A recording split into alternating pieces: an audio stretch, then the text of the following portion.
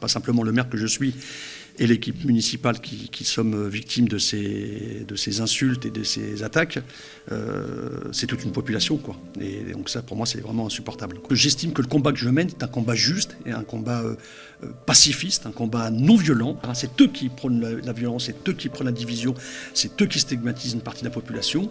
Et pour moi, c'est insupportable.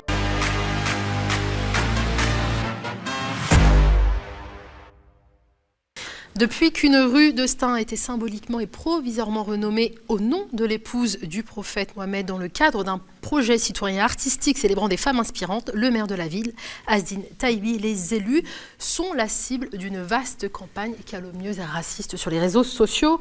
Invité par Jean-Marc Morandini à réagir à la polémique alimentée par l'extrême droite autour de la plaque éphémère au nom de Khadija bin Koualid, la première épouse du prophète, Azdine Taibi, a été prise à partie par l'animateur de CNews. On écoute. J'aimerais bien aussi que parfois vous puissiez aussi parler d'autres, je dirais, d'autres initiatives que nous menons ici à Stein, tant sur le plan culturel que sur le plan, je dirais, citoyen. Merci beaucoup, monsieur le maire. Juste petite question, parce qu'on voit, il y a visiblement derrière vous, on va vous montrer l'image, il y a le drapeau palestinien, il y a le drapeau français aussi quelque part? Bien sûr, il y a le drapeau français, bien sûr. Dans votre bureau?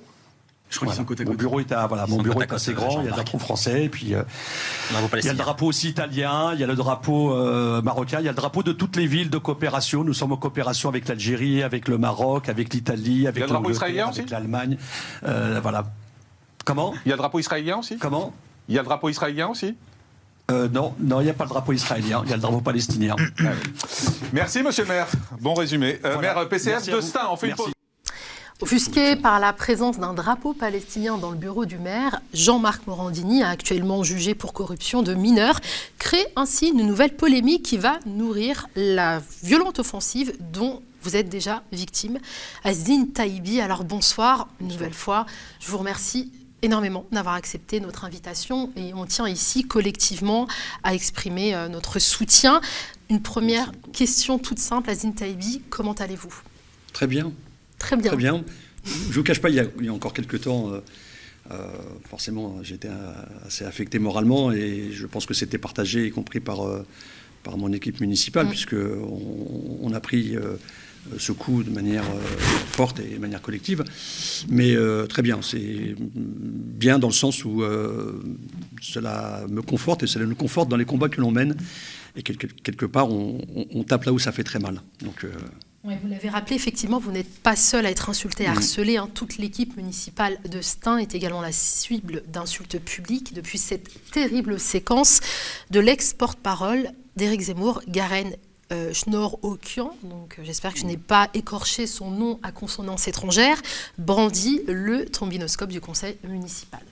J'ai par exemple la photo du conseil municipal, je ne sais pas si on le voit bien ici. D'accord. Donc avec des Français, on est bien d'accord. Un seul Français de souche. Le grand emplacement, moi je sais très bien ce que c'est. Vous vous rendez compte? Moi je sais. Non, mais vous vous rendez compte? C'est un scandale. Vous arrivez avec le conseil municipal, vous nous dites qu'il n'y a pas un seul Français de souche. Comment vous savez? Un Français de souche, c'est les gens qui ont plus de noms de leur famille sur les monuments. Qu'on comprenne. Un Français de souche, c'est quelqu'un qui a plus de noms de sa famille sur les monuments aux morts que dans les registres de la CAF. Donc un petit moment de silence, histoire de digérer ce qui vient d'être dit. Une plainte a été depuis déposée contre ce monsieur. Tout à fait. Une plainte a été déposée et elle est bien engagée, en tous les cas, par notre conseiller, donc l'avocat Ariel Emi. Et puis d'autres plaintes aussi ont été engagées, y compris contre CNews, contre la démission de Morandini. Et voilà. Donc, et puis j'avais aussi adressé un courrier à Darmanin, courrier pour lequel je n'ai eu aucune réponse à ce jour. Et puis un courrier aussi au président de la République, parce qu'il m'a semblé important de pointer, de dire que là, on touchait, non seulement touchait aux institutions de la République, mais on touchait surtout aux habitantes et aux habitants de ma ville. C'est pas simplement le maire que je suis et l'équipe municipale qui sommes victimes de ces insultes et de ces attaques, c'est toute une population, quoi. Et donc ça, pour moi, c'est vraiment insupportable, quoi. Oui, je vais recontextualiser assez rapidement. Vous avez écrit donc au ministre de l'Intérieur, Gérald Darmanin, pour lui demander la dissolution du groupuscule Action française. Qui a d'ailleurs été relayé par beaucoup de parlementaires de l'ANUPS et qui sont même intervenus à l'Assemblée nationale. La dissolution, elle est importante parce que c'est aussi un acte politique très fort, mais c'est aussi de stopper cette impunité qui malheureusement existe dans ce pays. Et puis d'arrêter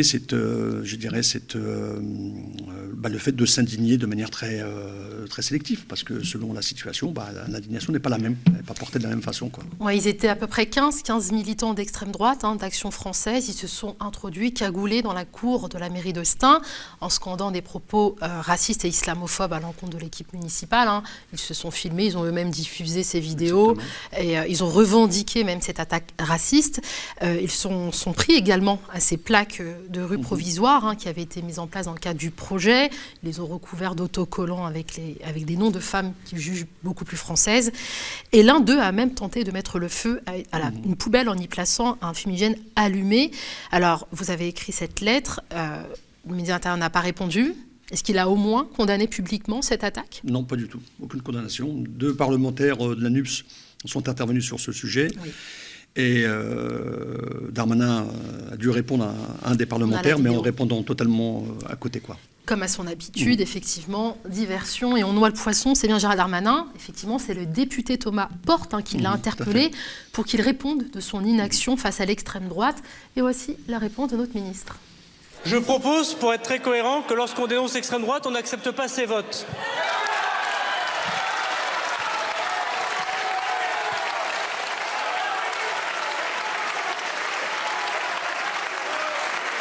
Je propose, monsieur le député, pour qu'on soit cohérent, que monsieur Mélenchon ne dise pas urbi et tourbi qu'il était heureux qu'à quelques voix près de l'extrême droite, vous fassiez tomber le gouvernement.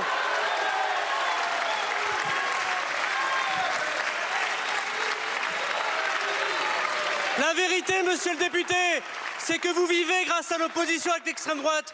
Nous avons tous vu, nous qui sommes présentés aux élections législatives, à quel point au second tour, vous n'avez pas appelé à faire barrage à l'extrême droite.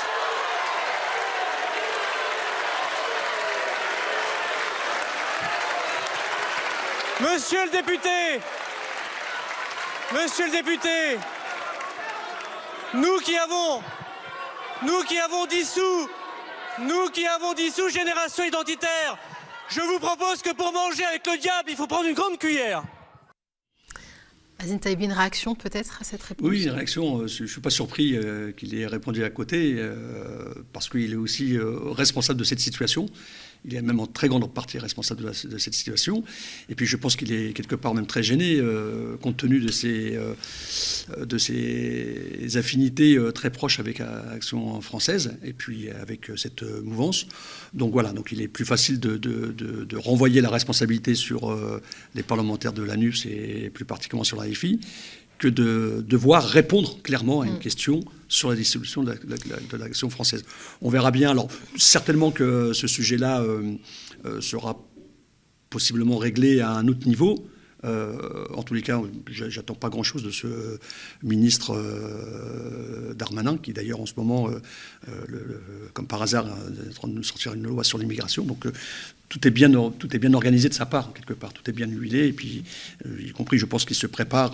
Voilà, il a la perspective aussi de 2027. Il ne faut pas non plus l'écarter. Je pense qu'il est en train de jouer très gros pour son avenir. Un ministre qui est déjà en campagne. Donc. Oui, voilà. Alors, vous, juste pour que le public suive un petit peu ce qu'on était en train de dire juste précédemment, vous visiez donc les liens supposés donc de Gérald Darmanin avec l'Action française, et c'est d'ailleurs même, je crois qu'on a le tweet, l'Action française qui disait que Gérald Darmanin était plutôt proche de ce groupuscule lorsqu'il était plus jeune. Alors c'est une information qui a été démentie par Gérald Darmanin, mais on connaît sa rhétorique mensongère. Donc quel crédit lui accorder ? Comment vous expliquez, Azine Taïbi, la décontraction avec laquelle ces militants d'extrême droite agissent en plein jour ? Il était 10h, c'est ça ? 10h du matin, alors bon, ils ont bien choisi à la fois leur créneau horaire. 10h, ça a été très rapide, ça a duré à peine 12-13 minutes. Cette introduction au sein de la mairie. Un samedi matin. Et pourtant, le samedi matin, à quelques pas, le marché de Stein fonctionnait, donc il y avait beaucoup de monde. Je pense que de leur part, c'est une provocation très forte, et pour signifier que voilà, le grand emplacement est en train de s'organiser ici sur Stein. C'était quand même assez violent. Je rappelle qu'une agente a dû faire face à des propos pareils racistes d'une extrême violence. Elle a été très très courageuse puisqu'elle a réussi avec d'autres personnes à faire évacuer ce groupe-là. De toute façon, je pense qu'ils n'avaient pas prévu forcément de rester très longtemps. Et puis ensuite, ils ont quitté l'hôtel de ville pour se rendre vers les plaques et en tous les cas commencer à poster un certain nombre de choses sur les plaques. C'est une réponse pour eux, une réponse contre une manière de voir la France, celle que moi j'incarne avec mon équipe municipale et que beaucoup incarnent, voilà, une France qui soit plutôt à l'image d'une France humaniste, progressiste, et qui malheureusement s'en éloigne de plus en plus, force est de constater. Et puis c'est aussi une manière pour eux de légitimer le fait que voilà, ils sont français de souche. Si on reprend les propos de ce chroniqueur peu scrupuleux de CNews, donc de montrer qu'il y a des Français qu'on considère comme français et d'autres personnes qu'on ne considère pas comme français. Donc voilà, il y a un climat ambiant qui est extrêmement préoccupant, mais c'est aussi une attaque contre tous les combats que l'on mène à Stein. Les combats contre les injustices, les discriminations, les violences policières, mais également les combats contre toutes les formes d'indignité qui existent un peu partout dans le monde. Voilà, donc évidemment, Action française connaît très bien mon engagement pour la Palestine et pour le peuple palestinien, tout comme pour tous les peuples opprimés. Donc il n'y a pas de hasard. Et je dirais même que la démarche d'Action française, elle est quelque part aussi légitimée et elle a été plutôt... je dirais, encouragé par d'autres sphères, d'autres réseaux. Et notamment par les propos de ce texte porte-parole d'Éric Zemmour, puisque ce passage à l'acte se produit quelques jours après cette intervention télévisée. Exactement. Est-ce que vous bénéficiez d'une protection aujourd'hui, Azine Taïbi ? Est-ce que vous avez demandé à bénéficier d'une protection ? Je ne l'ai pas demandé, alors que mon conseiller, mon avocat insiste pour que je puisse avoir une protection. Je ne l'ai pas demandé parce que je ne veux pas non plus tomber dans ce délire un peu de crainte, de peur, même si je fais en effet très attention quand je me déplace en dehors de Stein. J'évite de me déplacer tout seul, parce que forcément je suis très identifié par différents réseaux fascistes et autres, y compris sur les combats que je peux mener par rapport à la Palestine. Donc je reste très prudent. Sur ce, je ne pense pas pouvoir craindre une agression quelconque. Maintenant, à l'extérieur, je ne vous cache pas que je fais très attention. Mais en même temps, je me bats aussi contre l'idée d'être constamment dans la crainte, etc. Parce que j'estime que le combat que je mène est un combat juste et un combat pacifiste, un combat non violent. Et voilà, donc je n'ai pas à me justifier ou je n'ai pas à me dire ce combat-là est un combat qui prône la violence, qui prône la division, etc. C'est eux qui prônent la violence, c'est eux qui prônent la division, c'est eux qui stigmatisent une partie de la population. Et pour moi, c'est insupportable. Donc voilà, il faut au contraire renvoyer la peur vers eux, et leur comportement est pour moi, je dirais, pas acceptable et malheureusement cautionné et entretenu en toute impunité par le pouvoir actuel, comme je dirais depuis 30 ans, depuis très longtemps. Sauf que là, je pense qu'on a franchi un palier qui est assez préoccupant. Oui, effectivement, ces menaces ne vous dissuadent pas, puisque déjà le 17 octobre dernier, lors de la commémoration de ces terribles événements du 17 octobre 61, vous étiez sur le terrain en train d'organiser un événement qui a rassemblé énormément de monde. Vous auriez pu quand même prendre certains risques. Oui, bien sûr. Voilà, la police était présente d'ailleurs. La police était présente et je l'ai su le jour même de la présence de la police. Je ne veux surtout pas renoncer et mettre un terme à tous les combats que je mène. Voilà. Évidemment, il faut que je sois prudent. À la différence et que c'est maintenant mon équipe qui est quelque part exposée à ce type de violence et à cette crainte. Et là, du coup, c'est la première fois que ça arrive. Jusqu'à maintenant, j'étais la cible directe, et je le suis encore d'ailleurs. Et souvent, mais tout le temps, j'avais le soutien de mon équipe. Et là, pour la première fois, c'est toute une équipe qui se sent totalement menacée et qui craint pour leur vie, pour leur sécurité et leur famille. Donc là, évidemment, il y a quelque chose qui a changé. Et donc, il faut que je sois aussi très, très prudent. Il faut aussi que je pense à mon équipe, parce que certains membres de mon équipe étaient très, très, très, très inquiets. Notamment parce qu'on voit qu'effectivement, parmi les membres de votre équipe, il y a des élus qui arborent un foulard, et une centaine d'entre elles craignaient justement aujourd'hui d'accompagner leurs enfants à l'école, d'être pris à partie. Voilà. Et ça, c'est nouveau, et ce qui est quand même inquiétant, c'est que dans cette République, on ne se sent pas du tout protégé. Mais derrière les élus, j'ai envie de dire, ce sont aussi les citoyens qui ne sont pas protégés. Voilà. J'ai une équipe qui est composée d'élus qui sont sur le terrain, d'élus qui sont proches des citoyens. Et si eux se sentent victimes et craignent pour leur sécurité, pour eux et leur famille, c'est le cas de très nombreux concitoyennes et concitoyens de nos villes populaires, et c'est le cas à Stains, quoi. Est-ce que vous avez, alors certes, vous n'avez pas eu le soutien sans surprise du ministre de l'Intérieur, d'Emmanuel Macron non plus, mais vous avez quand même eu celui des députés LFI, comme vous l'avez dit. Oui, énormément, notamment. Bien sûr. Voilà, beaucoup de parlementaires de la NUPS. Puis Fabien Roussel, notamment, je vous pose la question parce que vous êtes maire ex-PCF aujourd'hui, puisque vous avez quitté le parti lors du deuxième tour des élections législatives. Est-ce qu'il vous a exprimé son soutien ? Il a exprimé un soutien pour Stains de manière un peu générale, un peu générale, pas un soutien, on va dire, personnel, mais peu importe, mais un soutien un peu, voilà, un tweet qui était un peu général, quoi. Mais bon, je ne vais pas rentrer là-dedans, il n'y avait pas de... Mais par contre, j'ai eu des soutiens, et pour moi et pour mon équipe municipale, des soutiens très forts de parlementaires, mais aussi d'anonymes, de militantes et de militants qui agissent au quotidien contre toutes les formes de discrimination, d'injustice, etc.